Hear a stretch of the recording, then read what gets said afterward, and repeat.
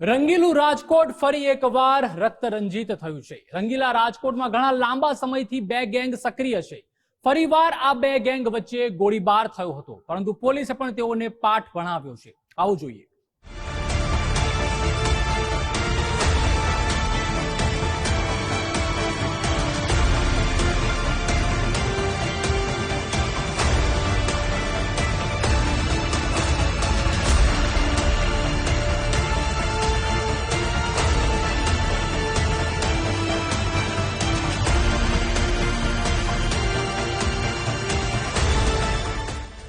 રાજકોટ, જેની ઓળખ તો રંગીલા શહેર તરીકેની છે, પરંતુ રંગીલા શહેરમાં લુખ્ખા તત્વોનું વર્ચસ્વ વધી ગયું હોય તેવા દ્રશ્યો જોવા મળ્યા છે। વર્ચસ્વની લડાઈ અને અદાવતમાં લુખ્ખા તત્વો એકબીજા પર સરા જાહેર ફાયરિંગ કરતા પણ અચકાતા નથી। રાજકોટમાં આવું પહેલીવાર નથી બન્યું, અગાઉ પણ બન્યું છે। ત્યારે વધુ એકવાર કાયદો અને વ્યવસ્થાની સ્થિતિ સામે ઊભા કરતા સવાલ થયા છે। રાજકોટમાં પેન્ડા ગેંગ અને મુર્ગા ગેંગનો આતંક। કુખ્યાત બંને ગેંગનો સામસામે ત્રીજી વાર ગોળીબાર। મંગળા રોડ પર મધરાત્રે એકબીજા પર અંધાધૂંધ ગોળીબાર। 29 ઓક્ટોબરની મધરાત્રે રાજકોટની કુખ્યાત પેન્ડા ગેંગ અને મુર્ગા ગેંગના લોકોએ એકબીજા પર ફાયરિંગ કર્યું હતું।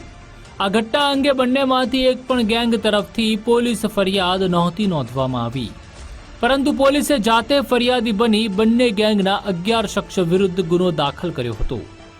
ઘટના સ્થળ પર જઈ તપાસ કરતા ગોળી વાગતા કાચ તૂટેલા જોવા મળ્યા હતા। ઘટના સ્થળેથી પોલીસને 6 ખાલી કારતૂસ અને 1 બુલેટ મળી આવી હતી। પોલીસે અલગ અલગ ટીમ બનાવી સીસીટીવીના આધારે તપાસનો ધમધમાટ શરૂ કર્યો હતો। માલિયાસનના રિંગ રોડ પાસેથી બંને ગેંગના 7 સાગરીતોને ઝડપી લીધા છે, જેમાં હર્ષદીપ ઉર્ફે મેટિયો ઝાલા, જૈવિક ઉર્ફે મોન્ટુ રોજાસરા, જિગ્નેશ ઉર્ફે ભૈલુ ગઢવી, હિમ્મત ઉર્ફે કાળુ લાંગા ગઢવી, લખીરાજસિંહ ઝાલા, મનીષદાન ગઢવી અને પરિમલ ઉર્ફે પરિયો સોલંકીનો સમાવેશ થાય છે।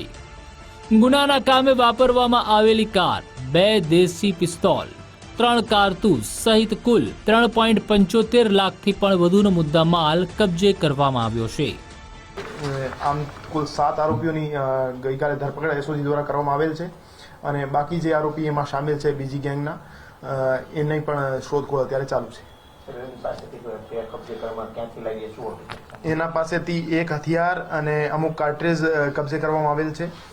3 માણસોને અત્યારે રાઉન્ડ અપ કરવામાં આવેલ છે, અને એ બનાવમાં સામેલ હતા કે કેમ આ બાબતે એની પૂછપરછ ગહેનતાપૂર્વક ચાલુ છે, અને એમાં ઇન્વોલ્વમેન્ટ સામે આવે તો એની પણ ધરપકડ કરવામાં આવશે।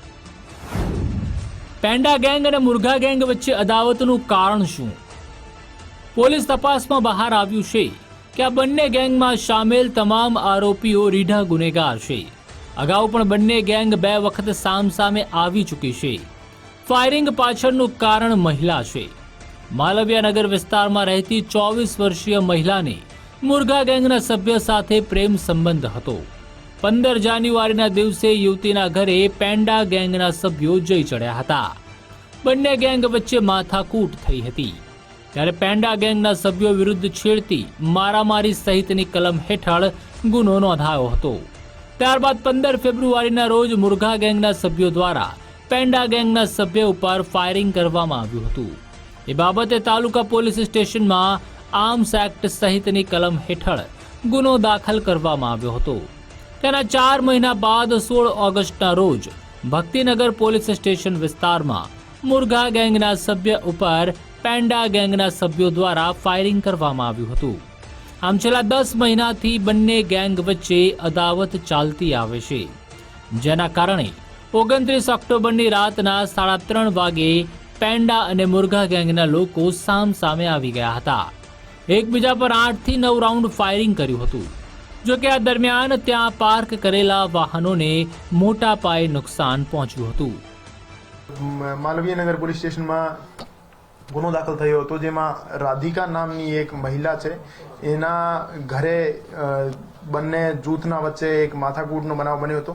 એના લીધે પછી તાલુકા વિસ્તારમાં એક અટેમ્પ્ટ ટુ મર્ડરનો ગુનો દાખલ થયેલો હતો અને ફરીથી ઓગસ્ટ મહિનામાં બંને જૂથ વચ્ચે એક આ માથાકૂટના ખાર રાખી એક ફરીથી બનાવ બન્યો હતો અને એ જ જૂની ચાલતી એક 10 મહિનાથી જે માથાકૂટ ચાલે એની જે બનાવ બન્યા છે 3 બનાવ એની જે મનમાં ખાર રાખી આ જ બનાવ બન્યો હતો.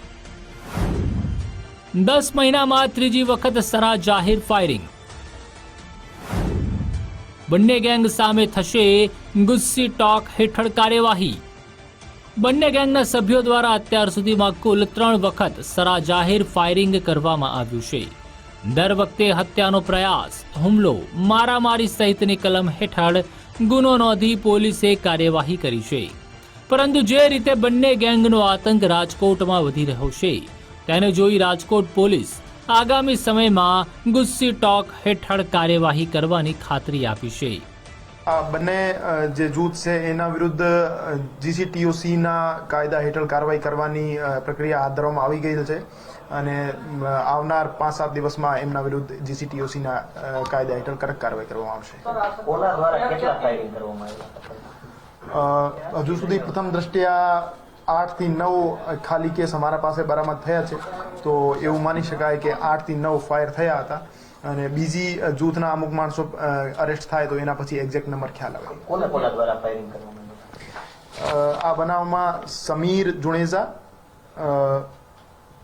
આ સિવાય મેટિયો ઝાલા અને જિગ્નેશ ભૈલુ 3 માણસો દ્વારા ફાયરિંગ કરવામાં આવેલું. આ સિવાય પોતાને દાદા સમજતા લુખ્ખા તત્વોની ગેરકાયદેસર મિલકતો પણ તોડવામાં આવશે.